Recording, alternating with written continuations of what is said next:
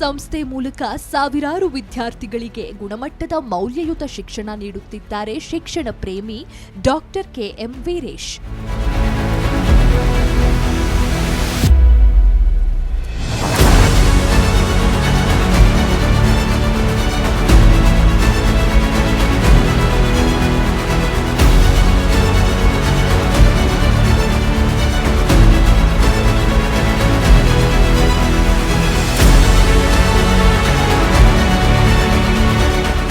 ವಿಜಯನಗರ ಜಿಲ್ಲೆಯ ಕೂಡ್ಲಿಗಿ ತಾಲೂಕಿನ ಕಾನಮಡುಗು ಗ್ರಾಮದಲ್ಲಿ ಶರಣ ಸಂಸ್ಕೃತಿಯ ಸೊಬಗಿನ ಮಧ್ಯೆ ಜನಿಸಿದ ಡಾಕ್ಟರ್ ಕೆಎಂ ವೀರೇಶ್ ಬಾಲ್ಯದಿಂದಲೇ ಶಿಕ್ಷಣದ ಮೌಲ್ಯವನ್ನ ಅರಿತು ಬೆಳೆದವರು.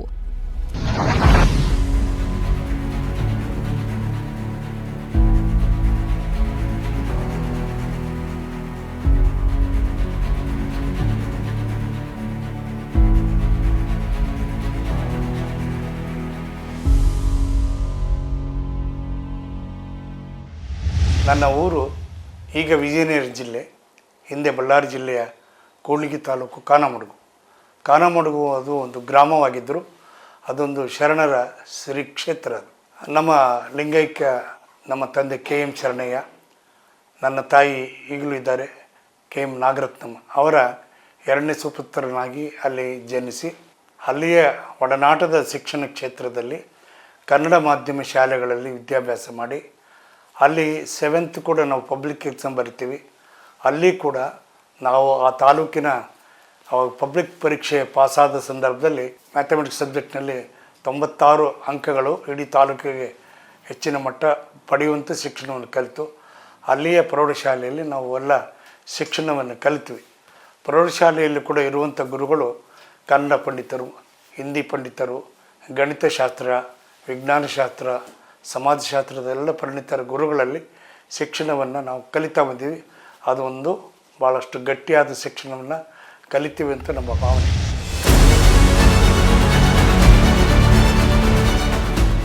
ತಾತಂದಿರ ಕಾಲದಿಂದಲೇ ಅಕ್ಷರ ದಾಸೋಹ ನಡೆಯುತ್ತಿದ್ದ ಮನೆತನದಲ್ಲಿ ಬೆಳೆದ ವೀರೇಶ್ ಕಾನಮಡುಗು ಗ್ರಾಮದಲ್ಲೇ ಪ್ರಾಥಮಿಕ ಮತ್ತು ಪ್ರೌಢ ಶಿಕ್ಷಣ ಪಡೆದು ಕೊಟ್ಟೂರಿನಲ್ಲಿ ಪಿಯುಸಿ ಹಾಗೂ ಬಿಕಾಂ ಪದವಿ ಪೂರ್ಣಗೊಳಿಸಿದ್ರು.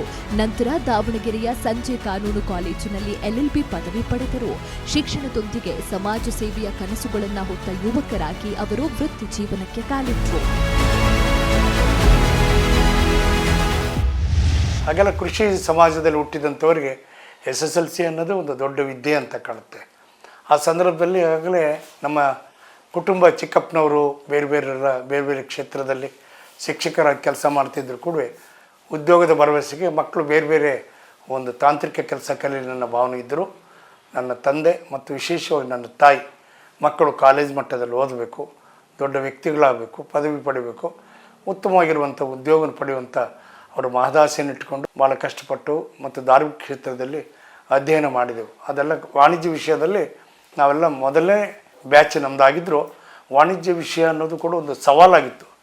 ಕಾಸ್ಟಿಂಗ್ ಯಾಕೆ ಕಲಿಬೇಕು, ಇನ್ಕಮ್ ಟ್ಯಾಕ್ಸ್ ಯಾಕೆ ಕಲಿಬೇಕು, ಕಮರ್ಷಿಯಲ್ ಹ್ಯಾಕೆ ಕಲಿಬೇಕು ಅನ್ನೋದು ಕೂಡ ಒಂದು ಚಾಲೆಂಜಿಂಗ್ ಇರುವಂಥ ಶಿಕ್ಷಣದಲ್ಲಿ ನಾವು ಹಳ್ಳಿಗಾಡಿನಿಂದ ಹೋಗಿದ್ರು ಕೂಡ ಅಂಥ ಇಂಗ್ಲೀಷ್ ಮಾಧ್ಯಮದಲ್ಲಿ ಕೂಡ ಕಲಿತು ಪಾಸಾಗುವಂಥ ವ್ಯವಸ್ಥೆಯಲ್ಲಿ ನಾವು ಬಂದೇವೆ. ನಂತರ ಉದ್ಯೋಗಕ್ಕೆ ಇನ್ನು ಹೋಗಬೇಕು ಅಂತ ಅನಿಸಿದೆ ಇರುವ ಸಂದರ್ಭದಲ್ಲಿ ನಾವು ರಾಣಿಬೆನ್ನೂರಿನ ಮುರುಘರಾಜೇಂದ್ರ ಮಹಾಸಂಸ್ಥೆ ಒಂದು ಪ್ರಥಮ ದರ್ಜೆ ಕಾಲೇಜು ಪ್ರಾರಂಭ ಆಗ್ತದೆ. ಅಲ್ಲಿ ಅಕೌಂಟೆಂಟ್ ಅಧೀಕ್ಷಕರ ಹುದ್ದೆಗಳಿಗೆ ಅರ್ಜಿಯನ್ನು ಕಾಲ್ ಮಾಡ್ತಾರೆ. ನಮ್ಮ ಬಂಧುಗಳು ಶಿರಾಳಕೊಪ್ಪದ ವಿರಕ್ತ ಮಠದ ಪೂಜ್ಯ ಸಿದ್ದೇಶ್ವರ ಸ್ವಾಮಿಗಳು ಅಂತ ಅವರಿಗೆ ನಮ್ಮ ತಂದೆಯವರು ಆಗಿನ ಕಾಲದಲ್ಲಿ ಶಿಕ್ಷಣವನ್ನು ಕಲಿಸಿ ಧಾರವಾಡದ ಮುರುಘಾ ಮಠಕ್ಕೆ ಅವ್ರನ್ನ ಶಿಕ್ಷಣ ಕಲಿಸಿರ್ತಾರೆ. ಅಂಥವ್ರು ಆ ಸ್ಥಾನದಲ್ಲಿದ್ದು ಇವರ ಮನೆತನಕ್ಕೆ ಯಾರಿಗಾದ್ರೂ ನೌಕರಿ ಕೊಡಬೇಕಂತ ನನ್ನನ್ನು ಕರೆದುಕೊಂಡು ಅಲ್ಲಿ ಹೋಗಿ 1581ರಲ್ಲಿ ನಾನು ಅಲ್ಲಿ ಅಧೀಕ್ಷಕನಾಗಿ ಕೆಲಸ ಮಾಡ್ತಾಯಿದ್ದೆ. ಅಲ್ಲಿ 6-7 ವರ್ಷ ಕೆಲಸ ಮಾಡುವ ಸಂದರ್ಭದಲ್ಲಿ ಅವ್ರಿಗೆ ಇಷ್ಟಪಡುವಂಥ ಶಿಕ್ಷಣ ಸಂಸ್ಥೆಗಳನ್ನು ರಾಣಿಬೆನ್ನೂರಿನ PU ಕಾಲೇಜ್ ಆಗ್ಬೋದು, ಹೊಸಮಠ ಹಾವೇರಿ ಕಾಲೇಜಿನ PUC ಕಾಲೇಜ್ ಆಗ್ಬೋದು, ಅವೆಲ್ಲ ಒಂದೊಂದೇ ಸಂಸ್ಥೆಗಳು ಮಾಡ್ತಾ ಬರೋ ಸಂದರ್ಭದಲ್ಲಿ ಮಲ್ಲಿಕಾರ್ಜುನ ಜಗದೊಳಗೆ ಕೆಲಸ ಮಾಡೋರು ಅಂದರೆ ಭಾಳ ಇಷ್ಟ. ಅದರಲ್ಲಿ ವಿಶೇಷವಾಗಿ ಒಳ್ಳೆ ನಡತೆ ಇರೋರು ಅವ್ರಿಗೆ ಭಾಳ ಕಂಡ್ರೆ ತುಂಬ ಇಷ್ಟ. ನನ್ನಂಥವ್ರನ್ನ ಚಿತ್ರದುರ್ಗದ ಮುರುಘರಾಜೇಂದ್ರ ಬೃಹನ್ ಮಠದ ಕಾಲೇಜಿಗೆ ವರ್ಗಾವಣೆ ಮಾಡಿಸಿ ಮತ್ತು ಮುರುಘರಾಜೇಂದ್ರ ಮಠಕ್ಕೆ ನನ್ನನ್ನು ಆಡಳಿತಾಧಿಕಾರಿಗಳಾಗಿ ಶಿಕ್ಷಣ ಸಂಸ್ಥೆ ಕೆಲಸ ಮಾಡಲಿಕ್ಕೆ ಜವಾಬ್ದಾರಿ ವಹಿಸ್ತಾರೆ.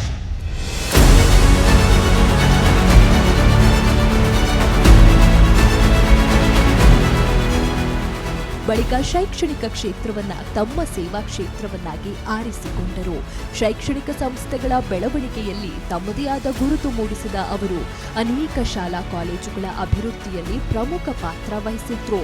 ಸಾವಿರಾರು ವಿದ್ಯಾರ್ಥಿಗಳಿಗೆ ಶಿಕ್ಷಣದ ಅವಕಾಶ ದೊರೆಯುವಂತೆ ಶ್ರಮಿಸಿದರು. ಶಾಲೆಗಳ ಸಂಖ್ಯೆ ಹೆಚ್ಚಿಸುವುದು, ಶಿಕ್ಷಕರಿಗೆ ಉದ್ಯೋಗ ಭದ್ರತೆ ಕಲ್ಪಿಸುವುದು, ಬಡ ವಿದ್ಯಾರ್ಥಿಗಳಿಗೆ ನೆರವು ನೀಡುವುದು ಇವುಗಳೆಲ್ಲ ಅವರ ದಿನನಿತ್ಯದ ಕಾರ್ಯಗಳಾಗಿ ರೂಪುಗೊಂಡವು.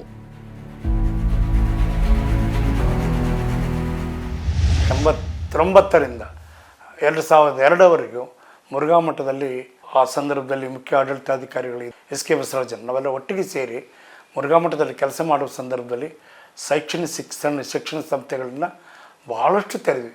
ಸುಮಾರು ಒಂದು 31 ಪ್ರಾಥಮಿಕ ಶಾಲೆಗಳನ್ನು, ಸುಮಾರು ಹೊಸದಾಗಿ ಒಂದು 15 ಪ್ರೌಢಶಾಲೆಗಳನ್ನು, ಒಂದು 15 ಪದವಿ ಪೂರ್ವ ಕಾಲೇಜುಗಳನ್ನು, ಒಂದು 3-4 ಹೊಸ ಪ್ರಥಮ ದರ್ಜೆ ಕಾಲೇಜುಗಳನ್ನು ಪ್ರಾರಂಭ ಮಾಡೋದ್ರ ಮೂಲಕ ಫಾರ್ಮಸಿ, ನರ್ಸಿಂಗ್ ಕಾಲೇಜು ಮತ್ತು ಡಿಪ್ಲೊಮಾ ಕಾಲೇಜುಗಳು ಮತ್ತು ಡೆಂಟಲ್ ಕಾಲೇಜು ಮತ್ತು ಮೆಡಿಕಲ್ ಕಾಲೇಜು ಅಂತ ಎಲ್ಲ ಕಾಲೇಜುಗಳು ಮಾಡಬೇಕು ಅನ್ನುವ ಸವಾಲು ಮುರುಘಾ ಮಠದ ಜೊತೆ ಇದ್ದುದರಿಂದ ಆ ಸವಾಲಿಗೆ ಪ್ರತಿಕ್ರಿಯೆಯಾಗಿ ನಾವೆಲ್ಲ ಆಡಳಿತಗಾರರಾಗಿ ಸೇವೆ ಮಾಡುವಂಥ ಅವಕಾಶದಲ್ಲಿದ್ದು ಮುರುಘಾ ಮಠದಲ್ಲಿ ಉತ್ತಮ ಕೆಲಸ ಮಾಡ್ತಾ ಹೋದ್ವಿ. ಸ್ವತಂತ್ರವಾಗಿ ನಿಲ್ಲಬೇಕು, ಬೆಳಿಬೇಕು ಅನ್ನೋ ಒಂದು ಮಹದಾಸೆ ಹೊತ್ತುಕೊಂಡು ಹೊರಗಡೆ ಬಂದ್ವಿ. ನಾವು ಶಿಕ್ಷಣ ಸಂಸ್ಥೆಯನ್ನು ಪ್ರಾರಂಭಿಸಿದ್ವಿ 2003ರಿಂದ. ಅದು ಬಾಪೂಜಿ ಸಮೂಹ ಸಂಸ್ಥೆ ಆಗ್ಬೋದು. ಪ್ರಾಥಮಿಕ, ಪ್ರೌಢ, ಪ್ರಥಮ, PUC, degree college, BEd college, polytechnic college, DEd college, ಆಮೇಲೆ ದೂರಶಿಕ್ಷಣ, ಹೀಗೆ ಅನೇಕ ಸಂಸ್ಥೆಗಳನ್ನು ಪ್ರಾರಂಭಿಸಿದ ಸಂಸ್ಥೆಗಳನ್ನು 4-5 ವರ್ಷದಲ್ಲೇ ಅಷ್ಟೊಂದು ಸಂಸ್ಥೆಗಳನ್ನು ತಂದುಬಿಟ್ಟು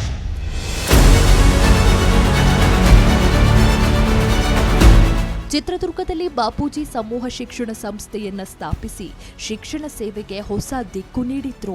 ಪ್ರಾಥಮಿಕದಿಂದ ಪದವಿ ಮಟ್ಟದವರೆಗೆ ಅನೇಕ ಶಿಕ್ಷಣ ಸಂಸ್ಥೆಗಳನ್ನು ಆರಂಭಿಸಿ ಸಾವಿರಾರು ವಿದ್ಯಾರ್ಥಿಗಳಿಗೆ ಜ್ಞಾನ ದೀಪ ಬೆಳಗಿಸಿದ್ರು. ಸಾವಿರಾರು ಬೋಧಕ ಮತ್ತು ಬೋಧಕೇತರ ಸಿಬ್ಬಂದಿಗೆ ಉದ್ಯೋಗ ಕಲ್ಪಿಸಿ ಅನ್ನದಾತರಾದರು.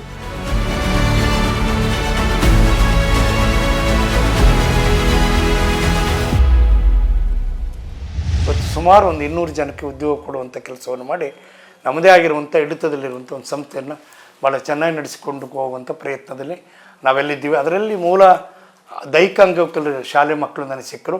ಅದು ಭಾಳಷ್ಟು ಪುಣ್ಯದ ಕೆಲಸ. ಸಾವಿರಾರು ದೈಹಿಕ ಅಂಗವಿಕಲ ಮಕ್ಕಳಿಗೆ ವಸತಿ, ಊಟ, ಅವರಿಗೆ ಕೈ ಕಾಲು ಅಂಗವಿಕಲ ಮಾನಸಿಕ ಒತ್ತಡ ಅವ್ರಿಗಿರುವಂಥ ಎಲ್ಲ ದುಗುಡಗಳನ್ನು ದೂರ ಮಾಡಿ ಅಂಥ ಸಂಸ್ಥೆಗೂ ಕೂಡ ಅನುದಾನ ಕೊಡುವಂಥ, ನೌಕರಿಗೆ ಭವಿಷ್ಯ ಕೊಡುವಂಥ ಕೆಲಸವನ್ನು ಮಾಡಿ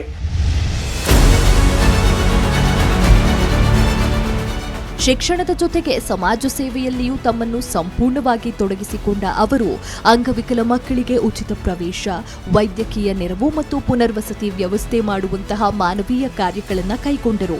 ಶಿಕ್ಷಣದಿಂದ ಯಾರೂ ವಂಚಿತರಾಗಬಾರದು ಎಂಬುದು ಅವರ ನಿಲುವಾಗಿತ್ತು. ಸುಮಾರು ಜನ ಅಂಗವೈಫಲ್ಯದಿಂದ ಇದ್ದಂಥ ಜನರಿಗೆ ಬಸವೇಶ್ವರ ಆಸ್ಪತ್ರೆ ಆಗ್ಬೋದು, ಬೆಂಗಳೂರಿನ ಮೊಬಿಲಿಟಿ ಆಸ್ಪತ್ರೆಗಳಾಗ್ಬೋದು, ಅವ್ರನ್ನೆಲ್ಲ ಬಳಸಿಕೊಂಡು ನೂರಾರು ಮಕ್ಕಳಿಗೆ ಕೈಕಾಲುಗಳು ಒಳ್ಳೆ ರೀತಿಯಲ್ಲಿ ಆಗಿ ಅವ್ರಿಗೆ ಜೋಡಣೆ ಮಾಡಿ ಒಂದು ಬದುಕನ್ನು ಕಟ್ಟಿಕೊಡಿಸುವಂಥ ಕೆಲಸವನ್ನು ಕೂಡ ಮಾಡ್ತಾ, ವಿಶೇಷವಾಗಿ ನಾವು TCH ಕಾಲೇಜ್ ಮಾಡಿದ್ವಿ, DEd. ಆವಾಗ ಸಿದ್ದರಾಮಯ್ಯನವರು ಆ ಸಂದರ್ಭದಲ್ಲಿ ಸಚಿವರಾಗಿದ್ದಾಗ ಲಕ್ಷ್ಮಿಯನ್ನ ಹುಡುಗಿ ಕೂಡ್ಲಿಗಿ ತಾಲೂಕು, ಅಣ್ಣ ನನಗೆ ಸಿದ್ದರಾಮಣ್ಣಂಥವ್ರನ್ನ ಭೇಟಿ ಆದ್ವಿ, ಎಲ್ಲಿ ಅವರು ಒಂದು TCH ಸೀಟ್ ಕೊಡೋಕ್ಕಾಗಲ್ಲ, ಆ ವಿದ್ಯಾರ್ಥಿಗೆ ಎರಡೂ ಕೈ ಇದ್ದಿಲ್ಲ, ಬರೇ ಕಾಲಷ್ಟೇ ಇತ್ತು. ಅವಳಿಗೆ ನಿನಗೆ ಈ ಶಿಕ್ಷಣ ಕಲಿಯುವ ನಿನಗೆ ಮಹದಾಸೆ ಹೆಂಗಮ್ಮ ಅಂತ. ಇಲ್ಲ, ನನ್ನ ಮಕ್ಕಳ ಜೊತೆ ಇರಬೇಕು, ಮಕ್ಕಳಿಗೆ ಪಾಠ ಮಾಡಬೇಕು, ನಾನು ಒಂದು TCH DEd ಓದಬೇಕು, ನನಗೆ ಪದವಿ ಬೇಕಣ್ಣ ಅಂತಂದಾಗ ನಾನು ಒಂದಿಷ್ಟು, ನಾವು ಅಂಗವಿಕಲರಂದರೆ ತುಂಬ ಪ್ರೀತಿ ಭಾವನೆ, ಆ ಭಾವುಕತೆಯಿಂದ ಮಗುಗೆ ಇಲ್ಲೇ ವಸತಿ ಕೊಟ್ಟು ಆ ಹುಡುಗಿ ಕಾಲಲ್ಲೇ ಪರೀಕ್ಷೆಯನ್ನು ಬರೆದು, ಬಹುಶಃ ನೀವೆಲ್ಲ ಮಾಧ್ಯಮಗಳಲ್ಲಿ ನೋಡಿದ್ದೀರಿ, ದೂರದರ್ಶನಗಳಲ್ಲಿ, ಆ ಹುಡುಗಿ ಕಾಲಲ್ಲೇ ಪರೀಕ್ಷೆ ಬರೆದು ಅತಿ ಡಿಸ್ಟಿಂಕ್ಷನಲ್ಲಿ ಉತ್ತೀರ್ಣರಾಗಿ ಆಕೆ ಸ್ವತಃ ಇವತ್ತು ಸರ್ಕಾರಿ ವ್ಯವಸ್ಥೆಯಲ್ಲಿ ಒಂದು ಶಿಕ್ಷಕಿ ಕೆಲಸ ಮಾಡ್ತಾರೆ. ಅಂತ ಅನೇಕ ಜನ ದೈಹಿಕ ಅಂಗವಿಕಲರಿಗೆಲ್ಲ ಒಂದು ಬದುಕನ್ನು ಕಟ್ಟಿಕೊಡುವಂಥ ಕೆಲಸವನ್ನು ಈ ಬಾಪೂಜಿ ಅಂಗವಿಕಲರ ಸೇವಾ ಸಂಸ್ಥೆ ಮಾಡ್ತು. ನಾನು ಕಾನ್ಸೆಪ್ಟ್ ಏನಂದರೆ, ಅಂಗವಿಕಲರು ಅಂತ ಇದೆಯೇ, ನೀವೆಲ್ಲ ಜನರಿಗೆ ಶಿಕ್ಷಣ ಕೊಡ್ತೀರಿ ಜನರಲ್ಲಿಗೆ ಅಂತ ಕೇಳೋರು ಭಾಳ ಜನ. ಅಂಗವಿಕಲರು ನಾವಲ್ಲ, ನೀವು ಅಂತ ಅದೇ ಅಂಗವಿಕಲರ ಮಕ್ಕಳಿಂದ ಒಂದು ರೂಪಕವನ್ನು ಮಾಡಿಸಿದ್ವಿ. ಅದು ಯಾಕೆಂದರೆ ನಾವು ದೈಹಿಕವಾಗಿ ಅಂಗವಿಕಲರಾಗಿರ್ಬೋದು, ಆದರೆ ಮಾನಸಿಕವಾಗಿ ಮನಸ್ಸಿನ ದುರ್ಬುದ್ಧಿಯಿಂದ ಮಾನಸಿಕ ವಿಕಲತೆ ಹೊಂದಿದವರು ಇವತ್ತು ಸಮಾಜದಲ್ಲಿ ನೀವು ಭಾಳ ಜನ ಇದ್ದೀರಿ. ನಮ್ಮೆಲ್ಲರಿಗಿಂತ ಅಂಗವಿಕಲರು, ದೈಹಿಕ ಅಂಗವಿಕಲರು ನಾವಲ್ಲ ನೀವು ಅನ್ನೋದನ್ನು ತೋರಿಸಿಕೊಡುವ ಛಲದಂಕಲ ವೀರ ವಿದ್ಯಾರ್ಥಿಗಳು ನಮ್ಮ ಸಂಸ್ಥೆಯಲ್ಲಿ ಓದಿದ್ರು. ಅವ್ರಿಗೆಲ್ಲ ಬದುಕನ್ನು ಕಟ್ಕೊಡ್ರಿ.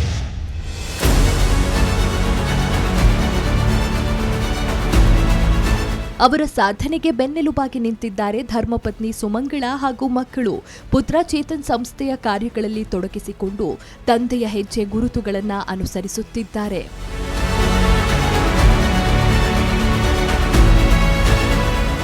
ಎಲ್ಲರಿಗೂ ನಮಸ್ಕಾರ, ಎಲ್ಲರಿಗೂ ಶರಣಾರ್ಥಿ. ನಾವು ತಾಯಿ ತಂದೆ ಆಗಿರ್ಬೋದು, ಕರ್ತವ್ಯ ನಮ್ಮದು. ದೇವ್ರ ಆಶೀರ್ವಾದ ಐತವ್ರಿ, ಇಷ್ಟೆಲ್ಲ ಬೆಳಕಿಗೆ ಬಂದಾರ. ಇಷ್ಟಂತೂ ನಮ್ಮ ಕಾಯ್ಕೆ ನಾವು ಮಾಡಿದ್ಕೂ ಇವತ್ತು ನಮ್ಮ ಮಕ್ಕಳು ಹುಟ್ಟಿದ್ಕೂ ಸಾರ್ಥಾತು, ಬೆಳಕಾಗಿದ್ದಾರೆ. ಅದೆಲ್ಲ ಗುರುವಿನ ಇಚ್ಛೆ, ನಮ್ಮ ಕಾಯ್ಕೆ ನೋಡ್ತೀವಿ ನಾವೆಲ್ಲನೂ. ನಮ್ಮ ಸಂಸ್ಥೆಗಳು ನಮ್ಮ ಕೈಲಾದೊಟ್ಟು ನಾವು ನಡೆಸ್ತೀವಿ. ನಾನು ಅಧ್ಯಕ್ಷರಾಗಿದ್ದೀನಿ, ಮತ್ತು ನನ್ನ ಬಾವುಟ ಏರ್ಸಕ್ಕೆ ಹೋಗ್ತೀನಿ. ಮೆಸ್ಟ್ರುಗಳಿಗೆಲ್ಲ ತಿಳಿದು ಹೇಳಿ ಬರ್ತೀನಿ. ಹಿಂಗೆ ಅವ ನಮ್ಮ ಮನೆತನಕ್ಕೆ ದೇವರು ಏನಪ್ಪಾಜಿ, ಎಲ್ಲ ಮಕ್ಕಳಿಗೆ ಇವನೇ ದೊಡ್ಡ ದೇವ್ರು ನಮ್ಮ ಮನ್ಯಾಗ, ವೀರಭದ್ರ ದೇವರು. ವೀರೇಶ್ ಸರ್ ಅವರು ಸದಾ ಹಸನ್ಮುಖಿಯಾಗಿರ್ತಾರೆ, ಸ್ನೇಹಜೀವಿ, ಭಾವಜೀವಿ, ಯಾವಾಗಲೂ ಎಲ್ಲರನ್ನೂ ನಗಿಸ್ತಾ ಹಾಸ್ಯಮಯ ಪ್ರವೃತ್ತಿ ಅವ್ರದ್ದು. ಬಂಧು ಬಾಂಧವರ ಒಡನಾಟದಲ್ಲಿಯೂ ಇರ್ತಾರೆ, ಸ್ನೇಹಜೀವಿ. ನಿವೃತ್ತಿಯಾದ ನಂತರ ಬಾಪೂಜಿ ಸಂಸ್ಥೆಯನ್ನು ಸ್ಥಾಪಿಸಿ ಇಲ್ಲಿ ಎಲ್ಲ ವಿದ್ಯಾರ್ಥಿಗಳಿಗೆ ಅವರಿಗೆ ಪ್ರತಿಯೊಂದು ವಿದ್ಯಾಭ್ಯಾಸವನ್ನು ನೀಡ್ತಾ ಅವರು ವಿದ್ಯಾಸಂಸ್ಥೆಯನ್ನು ನಡೆಸ್ತಾ ಬರ್ತಾ ಇದ್ದಾರೆ. ಹಾಗೆ ಅವರಿಗೆ ಸಮಾಜದಲ್ಲಿ ಕೂಡ ಅವರಿಗೆ ಒಂದು ಪ್ರತಿಯೊಬ್ಬರಿಗೂ ಅವ್ರಿಗೂ ಒಂದು ಸೇವೆ ಮಾಡುವ ಮನೋಭಾವ ಅವರಲ್ಲಿ ಯಾವಾಗಲೂ ಒಡಮೂಡಿ ಬಂದ್ಬಿಟ್ಟಿದೆ. ಮೊದಲನೇದಾಗಿ ಎಲ್ಲರಿಗೂ ನಮಸ್ಕಾರಗಳು. ವಿಜಯ ರತ್ನ ಪ್ರಶಸ್ತಿ ಭಾಜನ ಇರ್ತಕ್ಕಂಥ ನಮ್ಮ ತಂದೆಯವರಿಗೆ ದೊರಕಿರೋದು ಒಂದು ತುಂಬ ಖುಷಿಯ ಸಂಗತಿ. ಮೊದಲನೇದಾಗಿ ನಾನು KM ವೀರೇಶ್ ಅವರ ಸುಪುತ್ರ KM ಚೇತನ್ ಅಂತೇಳಿ, ನಾನು ಬ್ಯಾಂಗ್ಳೂರಲ್ಲಿ ಇಂಜಿನಿಯರಿಂಗ್ ಮಾಡಿಕೊಂಡು ನನ್ನ ಪದವಿ ಮುಗಿಸ್ಕೊಂಡು ತಂದೆಯವರು ಮಾಡಿರ್ತಕ್ಕಂಥ ಸಂಸ್ಥೆಯಲ್ಲಿ ನಾನು ಕೂಡ ಮ್ಯಾನೇಜಿಂಗ್ ಡೈರೆಕ್ಟ್ರಾಗಿ ಕೂಡ ವರ್ಕ್ ಮಾಡ್ತಾಯಿದ್ದೇನೆ. ಈಗ ನಮ್ಮ ತಂದೆಯವರ ಬಾಲ್ಯದಿಂದ ನಾನು ನೋಡ್ಕೊಂಬಂದಿರಂಗೆ ತಂದೆಯವರ ಚಿಕ್ಕದಾಗಿಂದ, ಯಾಕಂದರೆ ಮಠ ಬಿಟ್ಟು ಬಂದ ನಂತರ ಸಂಸ್ಥೆ ಸ್ಟಾರ್ಟ್ ಮಾಡ್ತಾ ತುಂಬ ಕಷ್ಟ ಇತ್ತು. ಸ್ಟಾರ್ಟಿಂಗ್ ಅದೇ ಯಾವುದೇ ರೀತಿ ಕಷ್ಟಗಳಿದ್ರು ನಮಗೆ ಯಾವುದೇ ರೀತಿಯಾದ ನಮಗೆ ಕಷ್ಟಗಳು ಅನ್ನೋದು ಗೊತ್ತಿರಲಿಲ್ಲ, ತೋರಿಸ್ತಾ ಇರಲಿಲ್ಲ. ಯಾಕಂದ್ರೆ ನಾವೆಲ್ಲ ತಿಳ್ಕೊತಿದ್ದು ನಮ್ಮ ಮೂರನೇದವರಿಂದ ತಿಳ್ಕೊತಿದ್ವಿ.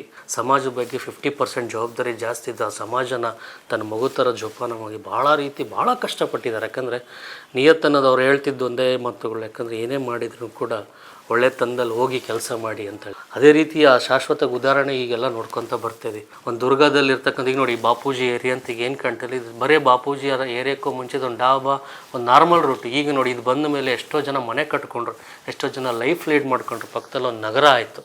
ಆ ನಗರ ಆಗ್ತಾ ಎಲ್ಲ ಏರಿಯಾ ಬೆಳೆಯಲಿಕ್ಕೆ ಮೂಲ ಕಾರಣ ಬಾಪೂಜಿ ಸಂಸ್ಥೆ, ಅಪ್ಪಾಜಿಯವ್ರು ಪಟ್ಟರ ಶ್ರಮ ಇಲ್ಲಿ ಆಗಿದೆ. ಬರೀ ನಾನೊಬ್ಬೇ ಚೆನ್ನಾಗಿರಬಾರ್ದು, 4 ಜನ ಚೆನ್ನಾಗಿದ್ದ ಮೇಲೆ ಅವ್ರು ಚೆನ್ನಾಗಿರೋದು ನೋಡಿ ನಾನು ಚೆನ್ನಾಗಿರಬೇಕು ಅನ್ನೋ ಪ್ರಯತ್ನ ನಮ್ಮದಾಗಿರ್ಬೇಕು ಅಂತ ನಾವು ಅದು ತಂದೆಯವ್ರ ದಾರಿಯಲ್ಲಿ ಈಗಲೂ ನಾವು ಕೂಡ ನಡೀತಾ ಇದ್ದೇವೆ. ಯಾಕಂದರೆ ಒಬ್ಬ ಗುರು ಬೇಕಂತ, ನನಗೆ ಗುರು ಯಾರೂ ಬೇಕಾಗಿಲ್ಲ, ನಮ್ಮ ತಂದೆಯವರೇ ನನಗೆ ಮೊದಲನೇ ಗುರು.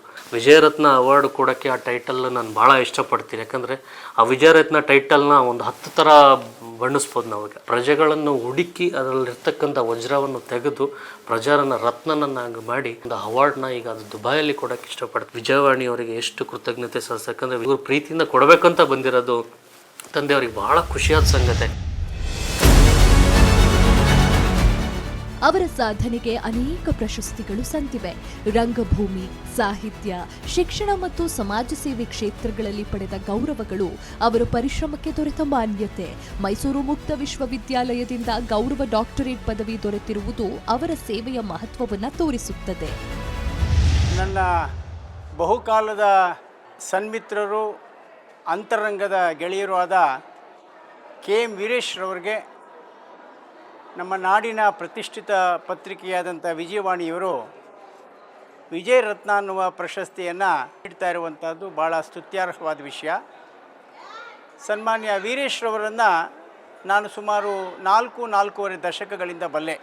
ಅವರು 67 ವರ್ಷದ ಈ ವಯಸ್ಸಿನಲ್ಲಿ ಮಾಡ್ತಾ ಇರುವಂಥ ಶೈಕ್ಷಣಿಕ ಸೇವೆ, ಸಾಮಾಜಿಕ ಸೇವೆ, ಧಾರ್ಮಿಕ ಸೇವೆ ಮತ್ತು ವಿಶೇಷವಾಗಿ ಎಲ್ಲರನ್ನೂ ನನ್ನವರು ಎಲ್ಲರೊಳ ಒಂದಾಗು ಮಂಕುತಿಮ್ಮ ಅನ್ನೋ ಕವಿವಾಣಿ ಎಲ್ಲರನ್ನೂ ಒಳಗೊಳ್ಳುವಂಥ ಆ ಶರಣರ ಆರ್ದ್ರತೆಯ ಭಾವ ಅವರಲ್ಲಿದೆ. ಅವರಿಗೆ ಒಳ್ಳೆಯದಾಗಲಿ, ಮತ್ತಷ್ಟು ದೊಡ್ಡ ದೊಡ್ಡ ಪ್ರಶಸ್ತಿಗಳು ಅವರು ಬರಲಿ, ಅವರು ಭಾಜನರಾಗಲಿ ಅಂತ ಆಶಿಸ್ತಾ ವೀರೇಶ್ ಅವರಿಗೆ ಅಭಿನಂದನೆಗಳನ್ನು ಸಲ್ಲಿಸ್ತೇನೆ. ಶ್ರೀ KM ವೀರೇಶ್ ಅವರು ನನಗೆ 3-4 ವರ್ಷಗಳಿಂದ ಪರಿಚಯ. ಅವರು ಅಖಿಲ ಭಾರತ ಶರಣ ಸಾಹಿತ್ಯ ಪರಿಷತ್ತಿನ ಚಿತ್ರದುರ್ಗ ಜಿಲ್ಲೆಯ ಜಿಲ್ಲಾಧ್ಯಕ್ಷರಾಗಿ ಕಾರ್ಯನಿರ್ವಹಿಸುತ್ತಿದ್ದಾರೆ. ಹಾಗೂ ಪ್ರಸ್ತುತ ಈಗ ಅವರು ಉಪಾಧ್ಯಕ್ಷರಾಗಿ ಕೂಡ ಕಾರ್ಯನಿರ್ವಹಿಸುತ್ತಿದ್ದಾರೆ. ವಿಜಯವಾಣಿ ಪತ್ರಿಕೆ ವತಿಯಿಂದ ಈ ವರ್ಷ ವಿಜಯರತ್ನ ಪ್ರಶಸ್ತಿ ದೊರಕುತ್ತಿದ್ದು, ಅವರಿಗೆ ಈ ಪ್ರಶಸ್ತಿಯನ್ನು ದುಬೈನಲ್ಲಿ ಪ್ರದಾನ ಮಾಡಲಾಗುತ್ತಿದೆ. ಅವರಿಗೆ ಅಖಿಲ ಭಾರತ ಶರಣ ಸಾಹಿತ್ಯ ಪರಿಷತ್ತಿನ ವತಿಯಿಂದ ಪ್ರಧಾನ ಕಾರ್ಯದರ್ಶಿಯಾದ ನಾನು ಶುಭ ಹಾರೈಕೆಯನ್ನು ಮಾಡುತ್ತೇನೆ. ನನ್ನ ಹೆಸರು ಪ್ರೊಫೆಸರ್ ಭಿಕ್ಷಾವೃತಿ ಮಠ ಅಂಥೇಳಿ. ವಾಣಿ ಸಂಸ್ಥೆಯವರು ದುಬೈನಲ್ಲಿ ಅವರಿಗೆ ವಿಜಯರತ್ನ ಪ್ರಶಸ್ತಿಯನ್ನು ನೀಡಿ ಗೌರವಿಸ್ತಕ್ಕಂಥದ್ದು ಸಂಗತಿ ನಿಜವಾಗಿ ಸಂತೋಷ ಸಂಗತಿ. ಕಾರಣ ಇಷ್ಟೇ, ನಮ್ಮ KM ವೀರೇಶ್ ಅವರು ದೊಡ್ಡ ಸಂಘಟಕರು, ಹೋರಾಟಗಾರರು. ಒಂದೇ ಮಾತು ಹೇಳಬೇಕಾದ್ರೆ ವೀರೇಶ್ ಅವರು ನಾನು ಕಂಡಂತೆ ಯಾವಾಗಲೂ ಸೇವಾ ಸಖಿ ಸದಾ ಸುಖಿ ಅನ್ನೋ ರೀತಿಯಲ್ಲಿ ಸಮಾಜ ಸೇವೆಯನ್ನು, ಶೈಕ್ಷಣಿಕ ಸೇವೆಯನ್ನು, ಧಾರ್ಮಿಕ ಸೇವೆಯನ್ನು ನಿರಂತರ ಮಾಡ್ತಕ್ಕಂಥ ಬಂದಂಥ ಕೆಲವು ವ್ಯಕ್ತಿಗಳಲ್ಲಿ ನಾನು ಕಂಡದ್ದು ಡಾಕ್ಟರ್ KM ವೀರೇಶ್ ಅವರಿಗೆ. ಚಿತ್ರದುರ್ಗ ಬಾಪೂಜಿ ವಿದ್ಯಾಸಂಸ್ಥೆಯ ಮುಖ್ಯಸ್ಥರು ಮತ್ತು ಕರ್ನಾಟಕ ರಾಜ್ಯ ಶರಣ ಸಾಹಿತ್ಯ ಪರಿಷತ್ ಉಪಾಧ್ಯಕ್ಷರಾದಂಥ KM ವೀರೇಶ್ ಅಣ್ಣ ಅವರು ಬಹುಮುಖವಾದಂಥ ವ್ಯಕ್ತಿತ್ವ. ಆಡಳಿತಾತ್ಮಕವಾಗಿ ಶೈಕ್ಷಣಿಕ ರಂಗದಲ್ಲಿ ಕೆಲಸ ಮಾಡ್ತಾ ಇದ್ರೂ ಕೂಡ ಸಾಂಸ್ಕೃತಿಕವಾಗಿ ಸಾಹಿತ್ಯಿಕವಾಗಿ ಕಳೆದ 4 ದಶಕಗಳಿಂದ ಮಧ್ಯ ಕರ್ನಾಟಕದಲ್ಲಿ ಅವಿರತವಾದಂಥ ತಮ್ಮದೇ ಆದಂಥ ಸೇವೆಯನ್ನು ಸಲ್ಲಿಸ್ತಾ ಇದ್ದಾರೆ. ಬಹುಮುಖ ವ್ಯಕ್ತಿತ್ವದ ವೀರೇಶ್ ಅಣ್ಣ ಅವರಿಗೆ ನಾಡಿನ ಹಿರಿಯ ಮತ್ತು ಹೆಸರಾಂತ ವಿಜಯ ಕರ್ನಾಟಕ ಪತ್ರಿಕೆ, ವೇದಿಕ ಪ್ರಸಾರವಿರುವಂತಹ ವಿಜಯವಾಣಿ ಪತ್ರಿಕೆ ವಿಜಯರತ್ನ ಪ್ರಶಸ್ತಿಯನ್ನು ಕೊಟ್ಟಿರೋದು ನಿಜಕ್ಕೂ ಕೂಡ ಸ್ತುತ್ಯಾರ್ಹವಾದಂತಹ ಅಭಿನಂದನೀಯವಾದಂತಹ ಕೆಲಸ ಅಂತ ನಾನಾದರೂ ಭಾವಿಸ್ತೇನೆ. ನಮ್ಮ ಕಾನಮಡುವಿನವರೇ ಆದಂಥ ಚಿತ್ರದುರ್ಗದ ಬಾಪೂಜಿ ಶಿಕ್ಷಣ ಸಂಸ್ಥೆಯ ಮುಖ್ಯಸ್ಥರು, ಅಖಿಲ ಭಾರತ ಶರಣ ಸಾಹಿತ್ಯ ಪರಿಷತ್ತಿನ ರಾಜ್ಯ ಉಪಾಧ್ಯಕ್ಷರಾಗಿರ್ತಕ್ಕಂಥ KM ವೀರೇಶ್ ಅಣ್ಣವರಿಗೆ ನಮ್ಮ ರಾಜ್ಯದ ಪ್ರತಿಷ್ಠಿತ ಪತ್ರಿಕೆ ಆಗಿರ್ತಕ್ಕಂಥ ವಿಜಯವಾಣಿ ಪತ್ರಿಕೆ ವಿಜಯರತ್ನ ಪ್ರಶಸ್ತಿ ನೀಡಿರ್ತಕ್ಕಂಥದ್ದು ಭಾಳಷ್ಟು ಸಂತೋಷದ ವಿಚಾರ. ಸರ್ವರಿಗೂ ಶರಣಾರ್ಥಿ. ಈ ದಿನ ನನಗೆ ತುಂಬ ಸಂತೋಷದ ದಿನ ಅಂತ ಹೇಳ್ಕೊಳ್ಳೋದಕ್ಕೆ ನಾನು ಇಷ್ಟಪಡ್ತೀನಿ. ಕಾರಣ ಏನು ಅಂತ ಹೇಳಿದ್ರೆ, ವಿಜಯವಾಣಿ ಪತ್ರಿಕೆ ಇಡೀ ನಮ್ಮ ರಾಜ್ಯಾದ್ಯಂತ ಎಷ್ಟು ಹೆಸರುವಾಸಿಯಾಗಿದೆ ಎನ್ನುವಂಥದ್ದು ಎಲ್ಲರಿಗೂ ತಿಳಿದಿರುವಂಥದ್ದೇನೆ. ಒಂದು ದೊಡ್ಡ ಕಾರ್ಯವನ್ನು, ಒಂದು ಒಳ್ಳೆಯ ಗೌರವವನ್ನು ವಿಜಯವಾಣಿ ಪತ್ರಿಕೆಯವರು ಡಾಕ್ಟರ್ KM ವೀರೇಶ್ ಅವರಿಗೆ ಚಿತ್ರದುರ್ಗದ ಶಿಕ್ಷಣ ಸಂಸ್ಥೆಯನ್ನು ಕಟ್ಟಿರುವಂತಹ ಮತ್ತು ಜಿಲ್ಲಾ ಶರಣ ಸಾಹಿತ್ಯ ಪರಿಷತ್ತಿನ ಅಧ್ಯಕ್ಷರು ಆಗಿ ಅಪಾರವಾದಂಥ ಸೇವೆಯನ್ನು ಅವರು ಮಾಡ್ತಾ ಬಂದಿದ್ದಾರೆ. 30-40 ವರ್ಷಗಳಿಂದಲೂ ಅವರ ನಮ್ಮ ಪರಿಚಯ, ಅವರ ಸೇವಾ ಕ್ಷೇತ್ರ ಎಲ್ಲದನ್ನು ಕಂಡು ನೋಡ್ತಾ ಬಂದಿರುವಂತಹ ನಾನು ಅವರಿಗೆ ಇದೊಂದು ವಿಶೇಷವಾದಂತಹ ವಿಜಯರತ್ನ ಅನ್ನುವಂಥ ಪ್ರಶಸ್ತಿಯನ್ನು ವಿಜಯವಾಣಿ ಪತ್ರಿಕೆಯವರು ನೀಡ್ತಾ ಇದ್ದಾರೆ. ಅದನ್ನು ಕೇಳಿ ನನಗೆ ತುಂಬ ಸಂತೋಷ ಆಗಿದೆ. ಅವರನ್ನ ವಿಶೇಷವಾಗಿ ನಾನು ಅಭಿನಂದಿಸಲಿಕ್ಕೆ ಇಷ್ಟಪಡ್ತೇನೆ. ನಮಸ್ತೆ. KM ವೀರೇಶ್ ಸರ್ ಅವರಿಗೆ ವಿಜಯರತ್ನ ಪ್ರಶಸ್ತಿ ಬಂದಿರುವುದು ನನಗೆ ತುಂಬ ಸಂತೋಷವನ್ನು ತಂದಿದೆ.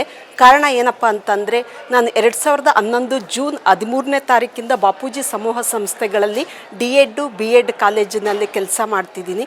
ಅಂದಿನಿಂದ ಇಲ್ಲಿ ತನಕ ಸರ್ನ ನಾನು ಗಮನಿಸಿರುವ ಹಾಗೆ ಪ್ರತಿದಿನ ಅವರು ಲವಲವಿಕೆಯಿಂದ ಚಟುವಟಿಕೆಯಿಂದ ಪ್ರತಿಯೊಬ್ಬರನ್ನೂ ಸಹ ಅವರು ಮಾತನಾಡಿಸ್ತಕ್ಕಂತಹ ಗುಣ, ಸರಳ ಸಜ್ಜನಿಕೆಯ ಸ್ವಭಾವದವರು.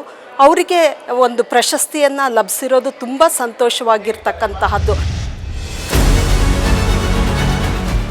ಸಾಧನೆಗೆ ಅಂತ್ಯವಿಲ್ಲ, ಸೇವೆಗೆ ಮಿತಿಯಿಲ್ಲ, ಶಿಕ್ಷಣವೇ ಬದುಕು ಎಂದು ಬದುಕಿದ ಈ ವ್ಯಕ್ತಿತ್ವ ನಿಜಕ್ಕೂ ಸಮಾಜಕ್ಕೆ ಪ್ರೇರಣೆ. ಶಿಕ್ಷಣ ಕ್ಷೇತ್ರದಲ್ಲಿ ಡಾಕ್ಟರ್ KM ವೀರೇಶ್ ಅವರು ನೀಡಿರುವ ಮಹತ್ವದ ಸೇವೆಯನ್ನ ಗುರುತಿಸಿ ಈ ಬಾರಿಯ ವಿಜಯರತ್ನ ಇಂಟರ್ನ್ಯಾಷನಲ್ ಪ್ರಶಸ್ತಿ ನೀಡಿ ಪುರಸ್ಕರಿಸಲಾಗುತ್ತಿದೆ. ಅದೆಲ್ಲ ದೈವಾನುಗ್ರಹ. ನಾವೆಲ್ಲೋ ಮಾಡಿದ ಸೇವೆ ಪುಣ್ಯ ಇಲ್ಲೇ ಸಿಗ್ತಿದೆ ಅನ್ನೋದಕ್ಕೆ ನಾನೇ ನಿದರ್ಶನ. ಇಲ್ಲೇ ಸ್ವರ್ಗ, ಇಲ್ಲೇ ನರಕ. ನನಗೆ ಎಷ್ಟೋ ಸರಿ ಅವಮಾನ ಆಗಿರ್ಬೋದು, ಅಪಮಾನ ಆಗಿರ್ಬೋದು, ಮಾನ ಸಿಕ್ಕಿರ್ಬೋದು. ಎಲ್ಲಿ ಅವಮಾನ ಮಾನ ಗೌರವ ಸಿಗುತ್ತೋ ಅದೇ ನಿಜವಾದ ಸನ್ಮಾನ ಅಂತ. ಅದರಿಂದ ನಿಮ್ಮ ಸನ್ಮಾನ ಕೊಡುವುದಕ್ಕೆ ನಾನು ವಿಶೇಷವಾದ ಕೃತಜ್ಞತೆಯನ್ನು ವಿಜಯವಾಣಿಯ ಎಲ್ಲ ಪದಾಧಿಕಾರಿಗಳಿಗೆ, ಎಲ್ಲ ಸಂಘಟಕರಿಗೆ, ಮಾಧ್ಯಮದವರಿಗೆ ಮತ್ತು ವಿಶೇಷವಾಗಿ ವಿಜಯ ಶಂಕೇಶ್ವರ ಅವರ ಎಲ್ಲ ಕುಟುಂಬ ಇಂಥ ಸೇವೆಯನ್ನು ಕೂಡ ಈ ಪತ್ರಿಕೆ ಮಾಡ್ತಾ ಇದೆಯಲ್ಲ, ನಿಮಗೆಲ್ಲ ಭಾಳ ಭಕ್ತಿಯ ಶರಣಾರ್ಥಿಗಳನ್ನ ಹೇಳಿ ಇಷ್ಟು ಮಾತು ಹೇಳಿ ನಾನು ಮಾತು ಮುಗಿಸ್ತಾ ಇದ್ದೀನಿ. ಎಲ್ಲರಿಗೂ ಶರಣಾರ್ಥಿ.